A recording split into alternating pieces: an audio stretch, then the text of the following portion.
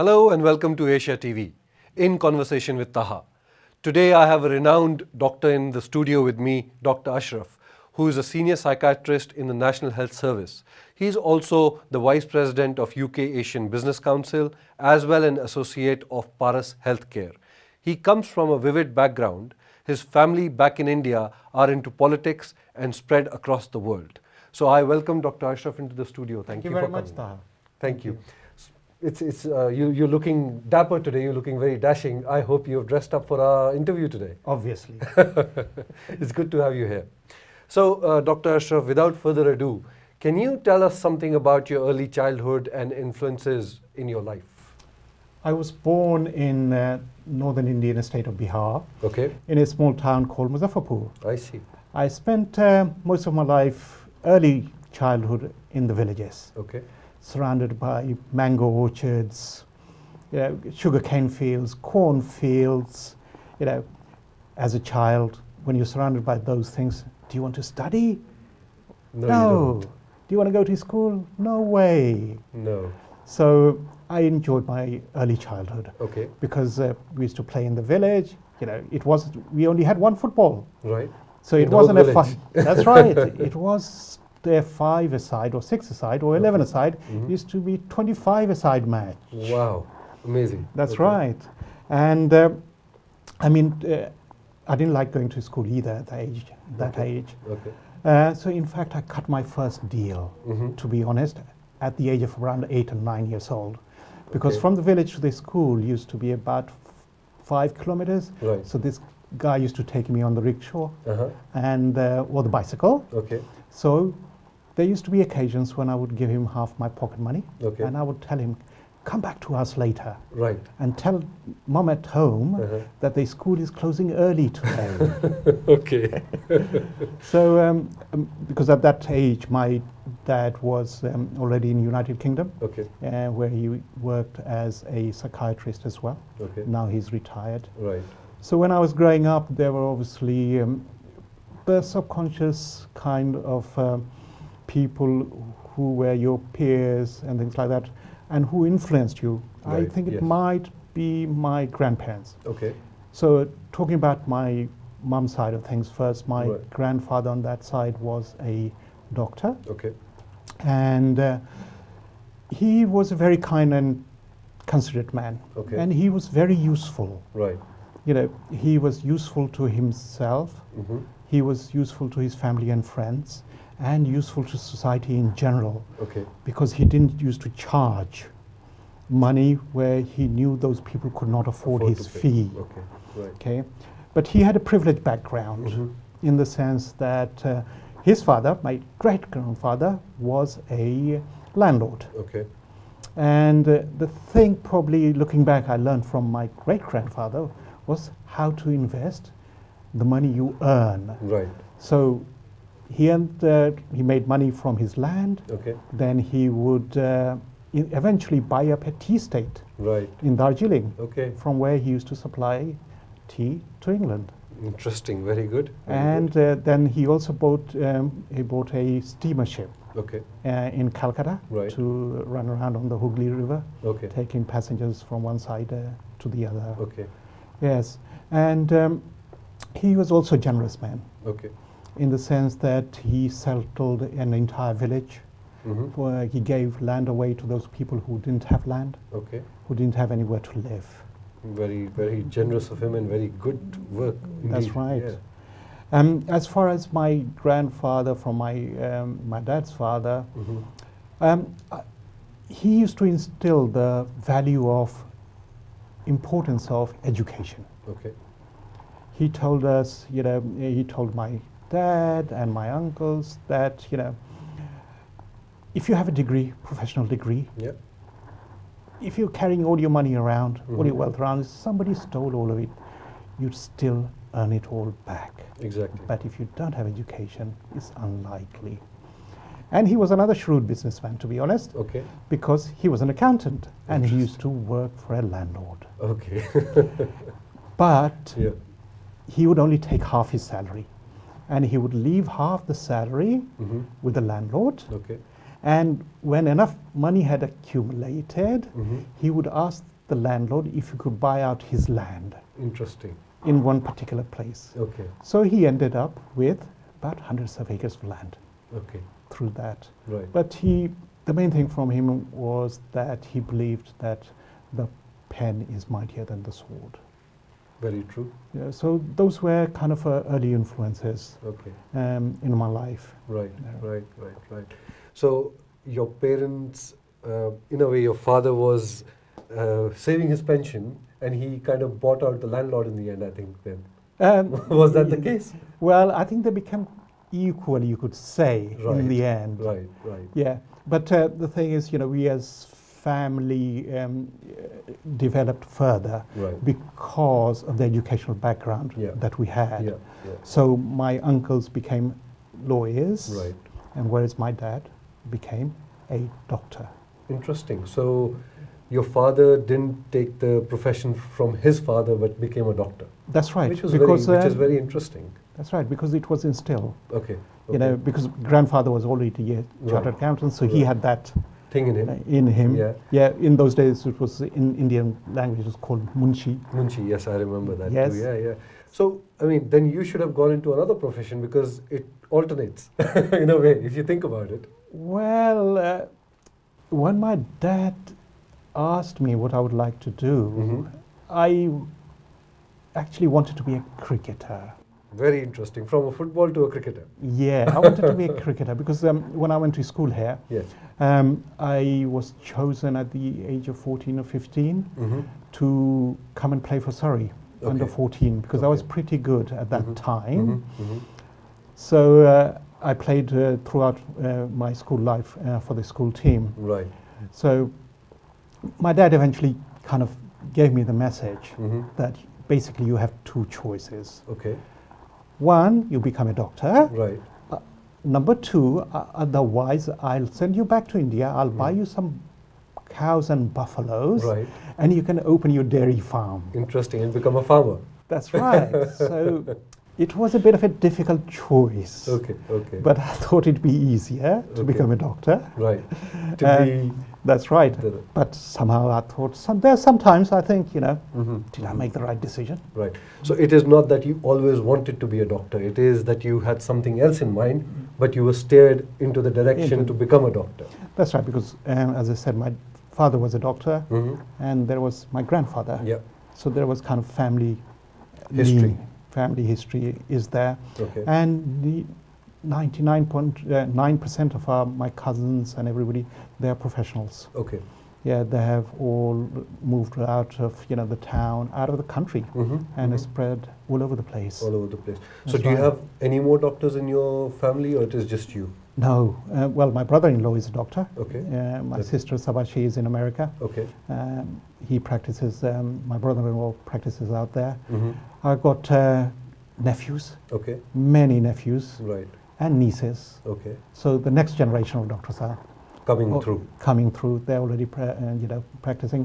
One of my nephew, he did do medicine, but he decided to go into politics. Right.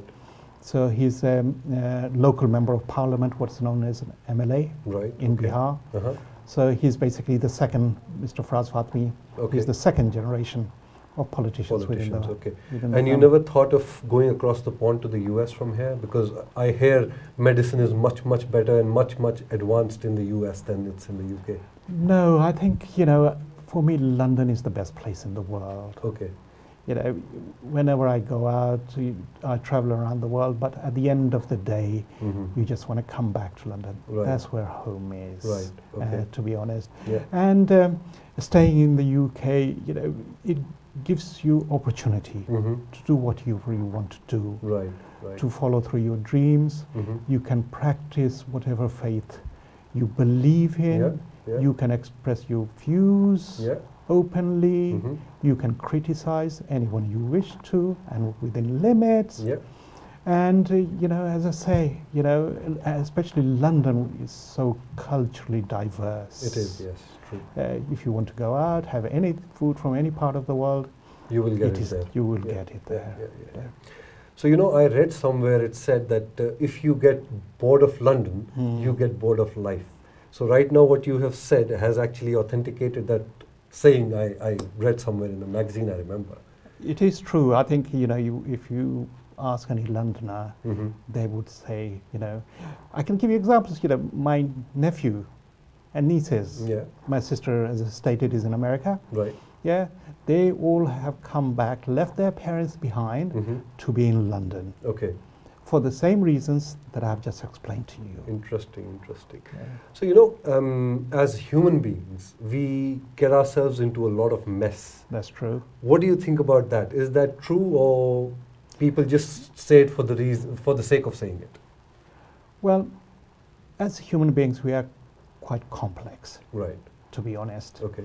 I think of all the creatures, living things on Earth, what differentiates us is our ability to think. We have insight. Yeah. And as such, we like to think. We like to ask questions. Yes. But we don't know how to think. And we want answers, but we don't know how to ask the right questions. Okay.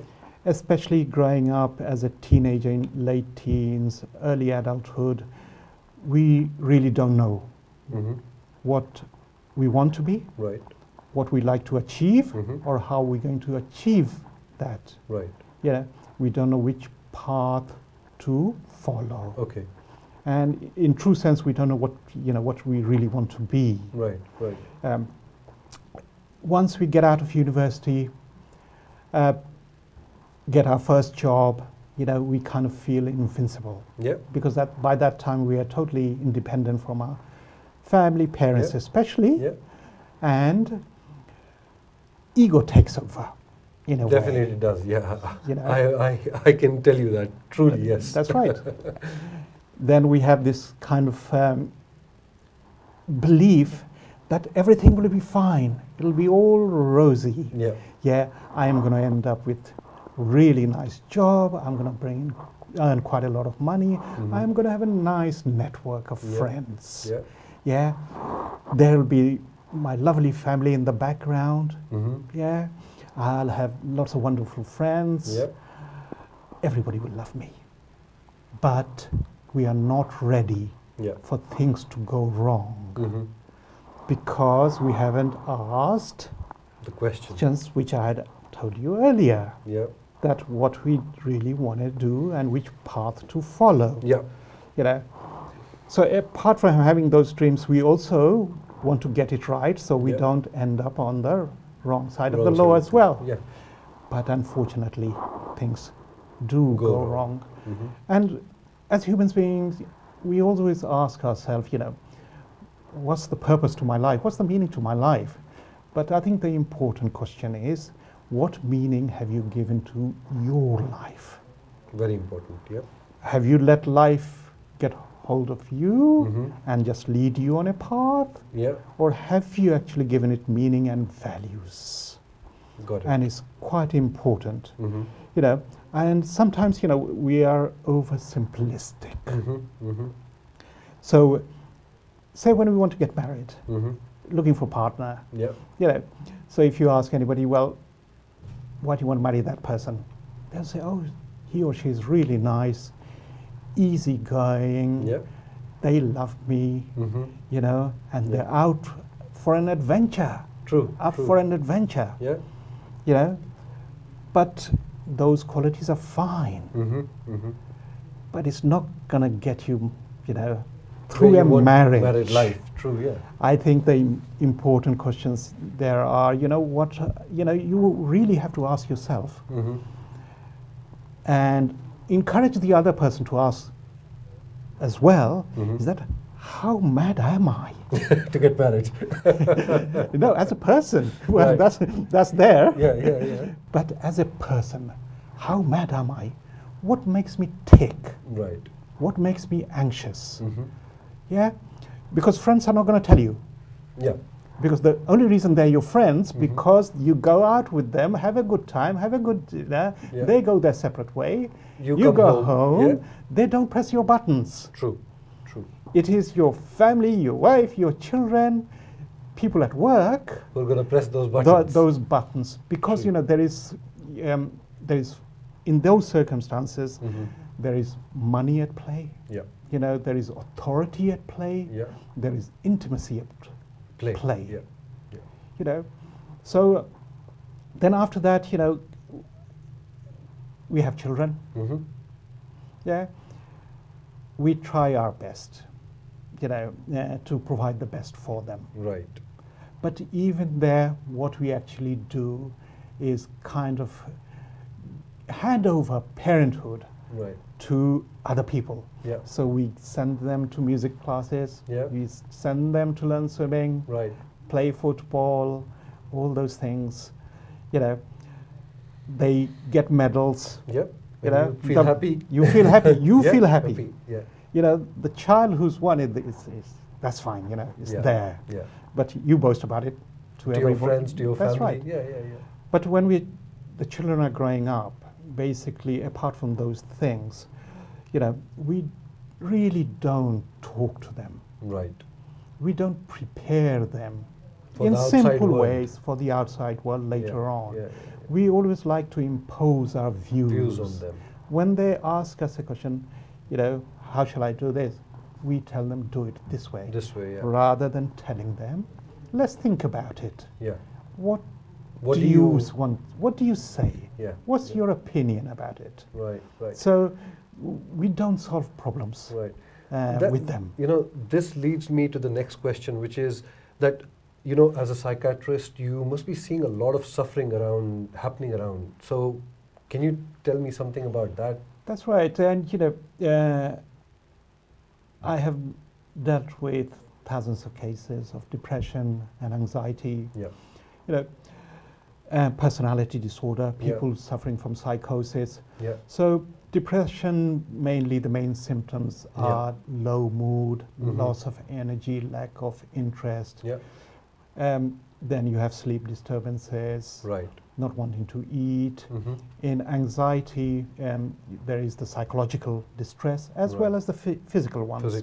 Butterflies in your stomach, palpitations, inability to relax physically and psychologically. The psychotic patients are obviously very distressed with the delusions that they have. They hallucinate. And then you have personality disorder, especially the commonest one being emotionally unstable personality disorder. And as the name suggests, they experience up and down in mood. They are usually negative about themselves. And they're impulsive. You know, they're impulsive as far as spending money is concerned. They tend to self-harm. You know, they have a negative world about themselves. So these are all kind of distressing things. Scenarios, yeah. Yes. But one thing I have learned is that there is no point in telling someone, be happy. Because they are not going to be happy. People need reasons to be happy. Okay? They need a kind of purpose, you know, what life is about. Yeah.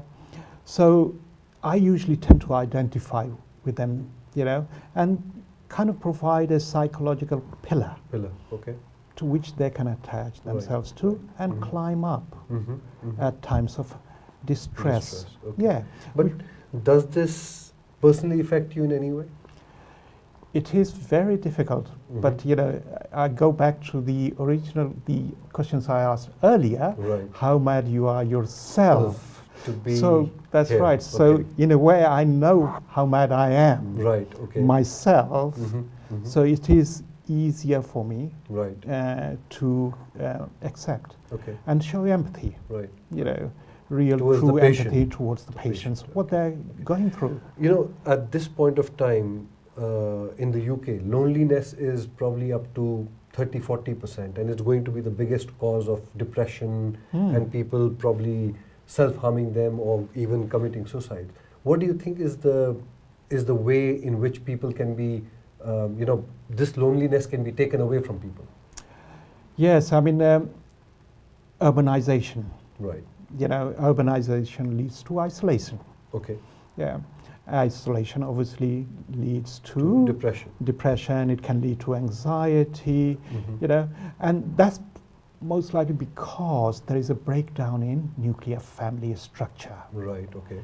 So people leave their families, separate out quite early on, lose touch for whatever reason, or people migrate from smaller places into larger cities, or from one country to another. Right. And culturally or somehow they do not fit in. Okay. In those respect, then they take in order to cope because they have nobody else to talk to. Right. Maybe a bit of an excessive amount of alcohol. Right. They may even dabble in drugs. So it is important to have a kind of a social structure. Understood.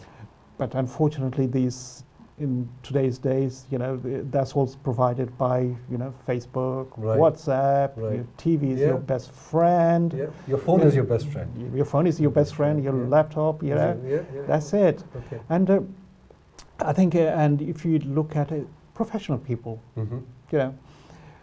we all come across difficulties in life. Right. Be it financial, be it personal. Right. But there are always difficulties, and we have kind of slow burnout. Right. Okay. Okay. I think it's important that when things are not right. And I think the things there to look out for are increased in irritability, not able to concentrate. What is the task at hand? Not wanting to go kind of to work. Right. Yeah. And when you do go back to work, feeling kind of detached from the whole thing. Yeah. And then obviously, things start to crash. Yeah. Then we make the second mistake. Once we have recovered slightly from all that, we want to return to work as quickly as possible. Okay. Yeah. Yeah. Because we want to show our peers we are fine. I'm strong. Nothing went wrong. That's right. I can deal with this. I'm back to what I was previously doing. But that it's not going to work out well. Okay.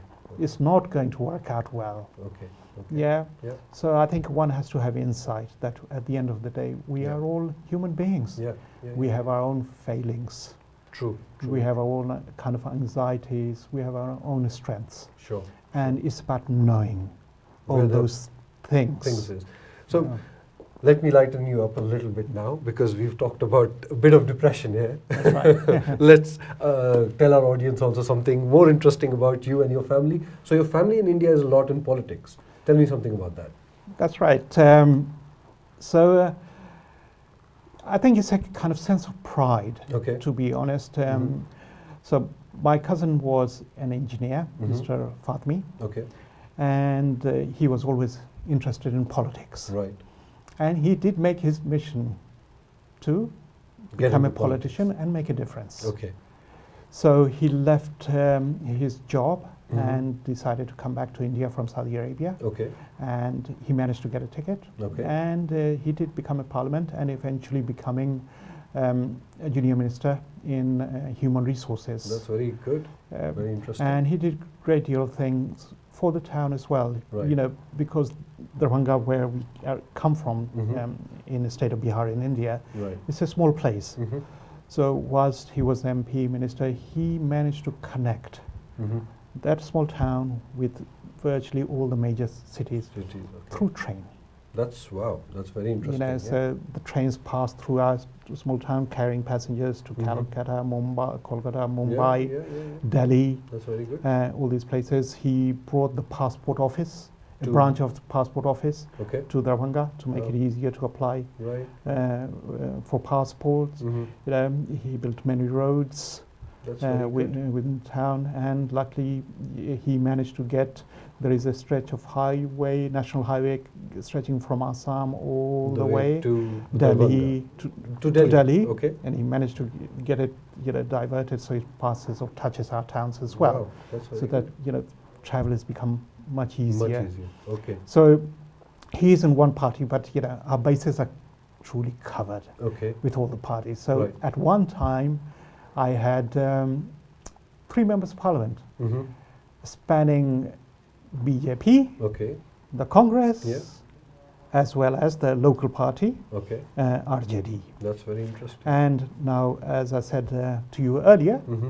my nephew is also On the MLA way. now. Yeah. He's already, into He's the there. local He's parliament. there. Yeah. Yeah. So he's already there. Good. So it's interesting when we all meet up, Okay. And conversations. talk about everything. That's right, Yeah, especially yeah. all the different party members yeah. there on one table. So the conversation can be interesting. Interesting. Okay. But and the thing is, once I go from here yeah. to India, especially to Bihar, Mm-hmm. if you're from Bihar, and you don't talk about politics, then you haven't lived. Okay. And you're not a Bihari then. That's right. You're not a Okay. Bihari. So we want to talk about your entrepreneurial side now. What do you do as the Vice President for UKABC and for Paras Healthcare? UKABC is basically an platform. Yeah. It's an organization which facilitates buying and selling opportunities. Right. We have access to highly qualified professionals, Mm-hmm. be it lawyers, Right. chartered accountants. Mm-hmm. We work across various continents, Right. from UK Mm-hmm. into Africa Yeah. and into Asia as Okay. well. Okay. Africa is interesting because Asian countries are already known as Asian tiger economies, Yeah. but Africa is an interesting place. That's the sleeping tiger. Yeah, well, I will call it the African elephant. Okay. It's so big Right. Yes. and with it is. Yeah. greater opportunities. True. True. So apart from all those things, we can also facilitate if a company needs to know about the local rules and regulations. Right. We can also facilitate raising funds. Okay. Okay. Yeah. At UKABC, we also kind of hold various seminars Okay. and invite people from all background Okay. to the meetings. Right. My main role in that side is obviously, as you stated, as the Vice President of Health. Yes. Yeah. Yeah. So we have kind of tied up, we had the opportunity to tie up with Paras Healthcare Okay. in India. Okay. So Paras Healthcare is multi-speciality hospital Okay. across North India. Right. So they provide affordable Mm-hmm. care, Okay. super speciality care, Right. right from Punjab to the state I come from, Bihar. Okay. Bihar. Yeah. So I have a stake in that. I had some land, Okay. so I built a building Mm-hmm. for their purpose in the hometown. Okay. The owners of Paras Healthcare are very enterprising people, Right. Okay. Dharminder and Gurdeep Nagar. Right. Yeah, Like yourself. they're very motivated. That's very good. Dr. Nagar is, I think he thinks laterally quite a lot, Mm-hmm. so he might have 2 brains in there. Okay. Very interesting to know that. Yes, Yeah. but the thing with him is Yeah. he identifies where the potentials are, Okay. and he takes calculated risks. Okay.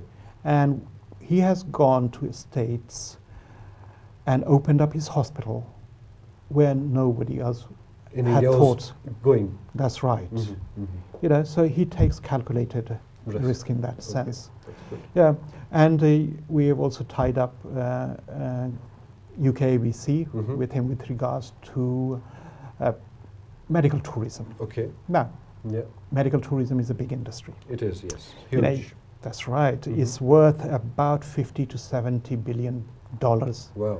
at the moment, Mm-hmm. with roughly around 15 million people traveling across borders Okay.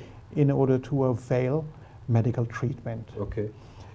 And on an average, they spend about $5,000 per person. Uh-huh. Some of the communist countries where the medical tourism is booming, those countries are basically, you look at Brazil and Mexico, not Egypt, India, Singapore, Malaysia, Turkey, South Africa. Right. And I think the reason why these places are popular is because the governments in those countries, they have spent quite a lot of money. Private enterprises have spent quite a lot of money in the healthcare sector. Right. And there is political and social stability. There is the availability of highly qualified international doctors. And obviously, and one can make a great deal of saving. So if I say, you know, if you had a treatment for a particular procedure, say, in America, and if you go to Paras Healthcare in India, you'll probably save about, you know, nearly 90% of the cost. In some of the procedures. Wow, that's really. And you don't have to wait. That's really good. That's and suffer. Good. Yeah. You know, that is why people are, you know, availing these things. So, Dr. Sarfraz, tell me, do you have any other hobbies or, you know, aspirations or any keen interests? What are your future aspirations in life? And I would also like to know what kind of hobbies or keen interests you have in life. Okay, so I am an avid Liverpool supporter, so I've followed them. Football is one. I don't think I can play anymore. All right. Yeah, but I support Liverpool. Okay. So I watch them, or I try and watch them. Okay. Then, apart from that, you know, sports-wise, living in Wimbledon, obviously, you have to enjoy tennis. True. As I said, I used to play cricket, but I still watch cricket. Okay. But apart from that, I like to read. Okay. You know, I read and I read and I read. Okay. And I think it's important to have kind of social network as well. True. Friends and family with whom you can spend time with. Yeah. Because especially being a professional, what happens is, you know, we always kind of become blinkered. And we kind of think, okay, let me get this project out of there, let me get my next promotion, let me reach that financial level. Right. Then I'll spend time with my children and with my family, with my partner. But, you know, we as human beings, there's always a carrot dangled in front of us. And by the time we have realized, you know, it might be too late. Exactly. The children have grown up. They have their own life. You know, the partner, he or she, whoever it may be, and they have become distant, you know. So in a way, we have become lost. Right. Okay. Yeah, because we failed to you know, if you ask anybody, you know, what's the most important thing in their lives? They will say family and children. But if you really look at the facts, they are nowhere near the top. They're running after the money and they're running after jobs, but nothing is happening. So in that respect, I enjoyed spending time with the family. As I said, I've got lots of family members all over the world. When I meet up with them, I bond with them. And I meet up, you know, with my friends. Never let go of them. We have a good time together. Yes. So finally, what piece of advice would you have for our viewers watching this program today? Oh, that's a difficult one. Okay, so if you or anybody watching, I would like you to, when it's nice and clear outside, go and have a look at the sky, whether it be a day or night. Okay? You can probably see at night far away galaxies. But there is probably not a chance of their life being out there. No. Okay? So we're lucky in the sense we have planet Earth. Right. But still, the greater miracle is that you have been given a life. True. So live it. Live it to the fullest. And the other advice I would give you, life is about learning and improving oneself. So you need kind of basically 2-3 types of people in your life. Yes, you do. one who knows more than you, from whom you can learn. Very true. Always One the case. who knows less than you, whom you can teach. Right. And one who knows exactly the same amount as you, so you can compete. Compete. Yes. Very true. Very true. Thank you, Dr. Sarfraz, for coming in today. It's been a pleasure. And I will request you, which you will consider, you have told me, that we might open a live advice line for our viewers who have problems, psychiatric problems, or any kind of problems that they can discuss with you. So, viewers, I'm leaving your request with Dr. Sarfraz Ashraf today, and I thank him very much for coming and very much, enlightening us tonight. Thank you. you. Goodbye.